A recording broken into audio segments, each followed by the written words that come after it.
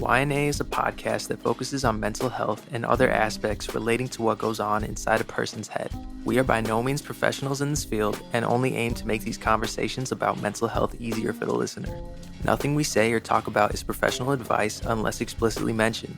If you seek professional advice or experience symptoms of an actual mental health disorder, please contact a professional or visit your closest center for behavioral health. You are not alone. Hello. Welcome back to You're Not Alone. This topic today is on relationship issues. So, Cheyenne and I both are kind of on the opposite sides of relationships. Cheyenne has been through a lot more relationships than I have. I have not been through a lot of serious relationships. However, what I can explain and talk about is the side of what it's like to date in our generation now and how difficult it's become. Because let's be honest, relationships, there's like in the past, the way that relationships worked was you started dating and then it became boyfriend and girlfriend, and that's how it was. It was pretty simple. The good old days. Our generation now has things which I've tried to explain, and they're very like, so you're pretty much dating, but you can talk to other people until you become exclusive. Once you become exclusive, that means that you can only talk to that person and not other people. But that still doesn't mean you're boyfriend and girlfriend until one of them decides to put the title of boyfriend and girlfriend. So that's what it's like to date. So I think I have a good understanding of that. However, with you being in a relationship now in our generation, what is it like? Is it still the same as you could say like other relationships, or is it different? And has every relationship been different, or do they all share like a lot of same qualities? I feel like every single relationship has its own different qualities, and you go through these relationships and you kind of pick up on things, whether it's habits or how people talk. And sometimes there's similarities between relationships, but really it just matters on how you like conversate with the person, what type of relationship you want, and then basically just how you build it together. I know for you it's a little bit different, but I mean, we've all been through relationships in our past, and I think one thing I would like to kind of have a conversation about is, like how do relationships affect you throughout your day, whether it's going good or going bad, in terms of just mentally, like where it kind of puts you at.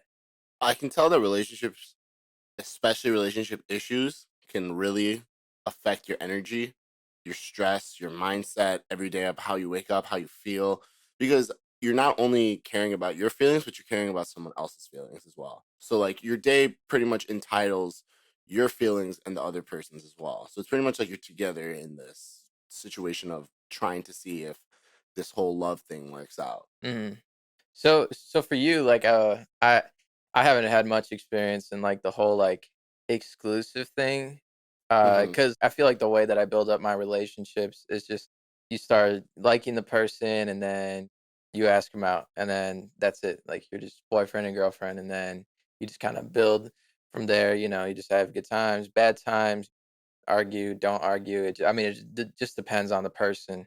So I guess it's not so much of a modern relationship style that I kind of like cater to, or that I end up being in. But from what you mentioned, there's like these different stages that Yeah, there that are. even I don't know about. These stages are weird because these stages aren't normal. And I'm not sure when this became a normal thing hmm of having things and being exclusive, but they are now in our generation. And it's kind of how dating works. Another thing that I kind of realized in dating a lot, like me dating a lot, is that I realized that the feelings of somebody else can be much higher, and the other person who's sharing their feelings could be much lower. So the way I'm saying that is a lot of people and a lot of things that the reason why they don't really work out and why a lot of things never make it past exclusive into the title is because one person feels more for the other. And I feel as if the longer the process gets, you feel like people have more of an opportunity to pull out because it's pretty easy to Yeah. pull out. It's not like breaking up out of a relationship, even though it is pretty much breaking up out of a relationship. We just don't title it as a society, I guess, in our generation to put it as we're breaking up. We call it ghosting, I guess, Yeah. nowadays. Like, I think Mhm. we all know what ghosting is and how. So, quick definition of ghosting is pretty much when someone just completely drops everything, stops talking to you, stops calling you, stops FaceTiming, all of that.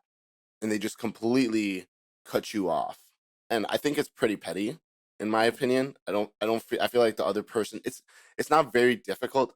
I send a text as much as I understand that there's other people out there who believe like texting ending ways is dumb and it doesn't really like work and you shouldn't do it. But I find I feel like everybody has their own way of breaking up. Like your way of breaking up could be a phone call or in person. My Yeah. kind of breaking up could just be like a text. And it's not difficult to send somebody a text like, "Hey, I'm just not feeling this. I apologize." Like Mhm. it's again, like they Instead always of, say, like, the ignoring yeah, and you don't need whatnot, to like the whole ghost ghosting. somebody. Yeah. You really don't. You could just say, "Hey." And I think that's the most difficult part is because people don't know how to say it. And they feel like, well, if I just ghost, it's much easier. When really it is easier. Don't get me wrong. Ghosting is easier, but you hurt that other person 10 times more than you would if you could Yeah. just send an easy text message. I feel like, in a way, like, the whole ghosting thing, I would say that's mostly for somebody who's immature relationship-wise, like, not saying that they're acting like a kid, but I feel like after you have gone through a long-term relationship, you break up and get into another one, you kinda have in the back of your mind, "Oh, if I ghost somebody that's super shitty, like, how I would feel," or, just things that you would experience in the past relationship or whatever you've, like, gone through. So I feel like with these kind of non-exclusive quick relationships, I feel like ghosting is just more of a common thing, Right. because everybody's just kind of going like one after the other. It's almost like speed dating, I would say. So I guess that's just kind of like the ghosting at that point doesn't mean a whole lot versus like somebody who is in a long-term relationship. If all of a sudden they just were ghosted or they ghosted somebody, then they kind of have a little bit more feeling towards it versus just like somebody who doesn't care, they just throw it out. Just throw it all away. Yeah, and I mean, if I would tell, like, our audience one thing, like, please don't do this. Some of the best relationships come from very good communications between, like, Yes. partners, and when there's that kinda lack of communication, you kinda create this distance. It's hard to build up trust or anything like that, and really, like, it can make somebody's day, like, super shitty or, make them think about you or like what happened for months, if not years. So Don't ghost. yeah, like don't Don't ghost. ghost. Be open, communicate with each other. Talk about your feelings. It's okay. It's not Exactly. difficult. Oh yeah. And I feel like for guys too, like there's just this kind of culture of like guys just not opening up and Right. expressing their emotions towards their SO. And this could have long-term negative effects on your relationship. If you're not willing to talk or open up about something, could lead to ghosting, which we don't Exactly, want, which we don't ladies want. and gentlemen. So to really focus on what relationship issues are actually like in a relationship, we have some flags or talking points. Your partner is making you feel angry or disappointed. You and your partner disagree about big things, career, money, or health. You both want two different things but don't want to compromise. And what you were saying, Cheyenne, compromising is extremely important in a relationship. Being able to come to that middle ground, talk about things. So you believe the best way to solve any relationship issue would be talking and communicating with the Yeah, partner? like communication and compromise are just two like very huge things when it comes to any relationship and building it up for the better. Because this isn't a perfect world. Like people have relationship issues, people have issues outside of their relationship, but not everybody has the ability to kind of put themselves in your shoes. Right. Maybe you're good about talking about something that's bothering you, and then the other person just kind of like cuts it off. Those are like kind of smaller things. if you in a relationship, if you've been having issues for months on end and you've tried the conversation and compromise to no avail, and they're just seeming to not put in any effort, then those would be like the times where you would deeply self-reflect on, what makes you happy in life, and you would just pursue other interests at that point, because you definitely don't want to be in a relationship, whether it's a friendship or romantic relationship, if it just weighs you down. Right. Somebody's not willing to do anything about it. But besides that, in any relationship, if you're having issues, just talk to your significant other, just have that conversation, ask them questions, because most of the times, like, people can't read minds. People don't really know like what's going on inside your head. If you have an issue with something, the best way to solve it is always just to carry a conversation about it. Yeah.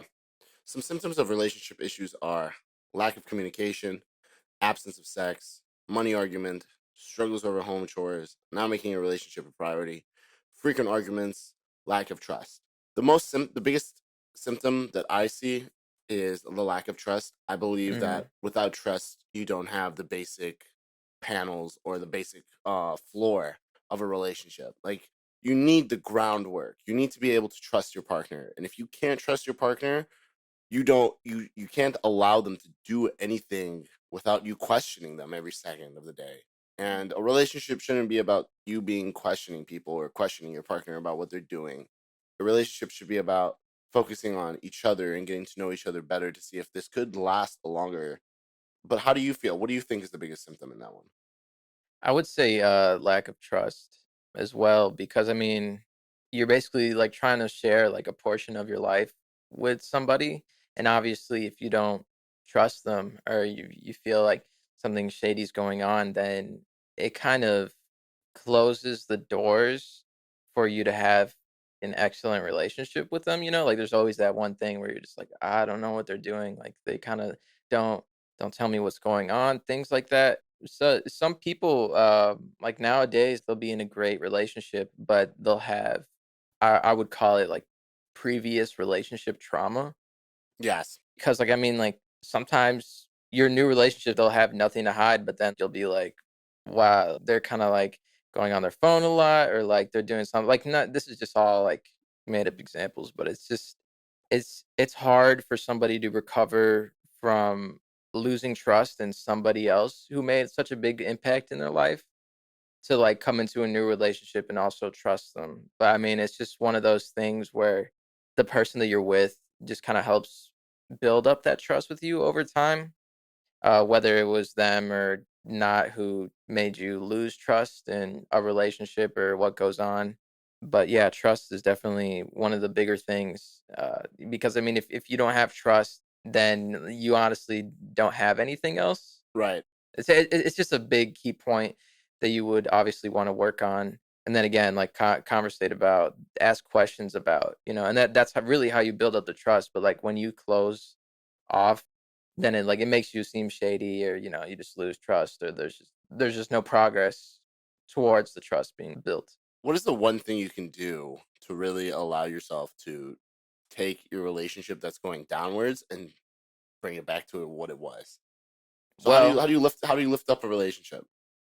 it's one of the things you have to do is just kind of have those self talks, and then also just kind of take a leap of faith, because not everybody is horrible, and depending on what relationship you have had in the past, you might think otherwise. But really, it's just that leap of faith, and just kind of putting your mental health, I would say, in somebody else's hands, which is kind of, it's like you That's don't know pretty what the fuck. scary. That's Yeah, very like, it's scary. scary. Like, you have no idea what the fuck is gonna happen, but you're also not gonna know what could have happened if you just do nothing. If you're just like kind of weeping and wallowing and just being all by yourself, saying like "fuck bitches," I can't trust nobody. Like, Right. everybody around me is a fucking snake.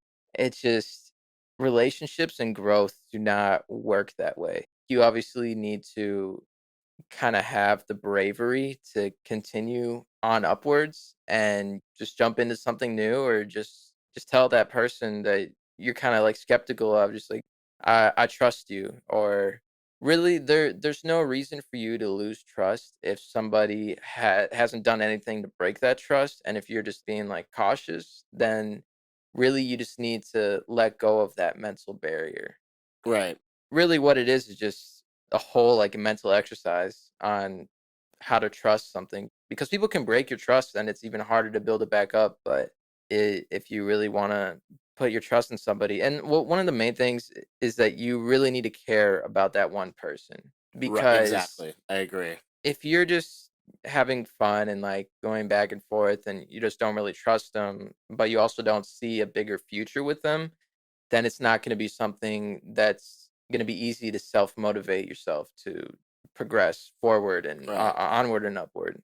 But if you really care about somebody and you want things to get better, you want to put more trust into them, you just kind of have to tell yourself, hey, I'm going to let this person be by themselves, or go out and do whatever you want. Like, I'm not going to be like psycho, like stalkerish, crazy or anything like that. Right. Like, I'm just gonna let you be you, because we're all human beings, and I need to respect your space in this relationship, or I need to put more trust into you in order to be able to like love you more.